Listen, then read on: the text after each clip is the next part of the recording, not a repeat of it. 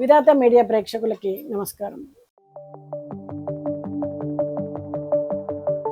జన్మ నక్షత్రం విశాఖ ఉన్న వాళ్ళకి మే నెలలో ఎలా ఉండబోతుంది ఈ వీడియోలో చూద్దాం.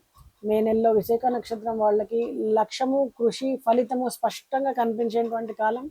మీరు ఒక గోల్ని కానీ ఫోకస్ మీద పెడితే దాన్ని సాధించే దిశగా బలంగా ముందుకెళ్తారు. ఉద్యోగంలో మీ పనిపైన మీకే నమ్మకం పెరుగుతుంది. మీరు చేపట్టినటువంటి ప్రాజెక్టులన్నీ పూర్తయ్యే దశకు చేరుకుంటాయి. కొంతమంది బాధ్యతలు లేదా కీలక పాత్రలు రావచ్చు.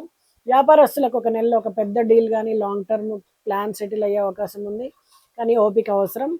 ఫలితాలు వెంటనే రావు.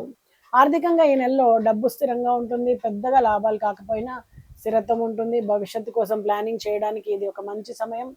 లక్ష్యాలను సాధించే అవకాశం ఉంది. ఉద్యోగంలో కీలక గుర్తింపు, వ్యాపారంలో స్థిరమైనటువంటి లాభాలు, ఓపికతో పెద్ద ఫలితాలకు దారితీసేటువంటి కాలం. అయితే సంబంధాల్లో దూరం పెరుగుతుంది, ఒత్తిడి పెరుగుతుంది. ఆరోగ్యం పైన దృష్టి పెట్టండి. మీ లక్ష్యాలతో బిజీగా ఉండడం వల్ల కుటుంబానికి తక్కువ సమయం ఇస్తారు. కొంచెం బ్యాలెన్స్ చేసుకోండి.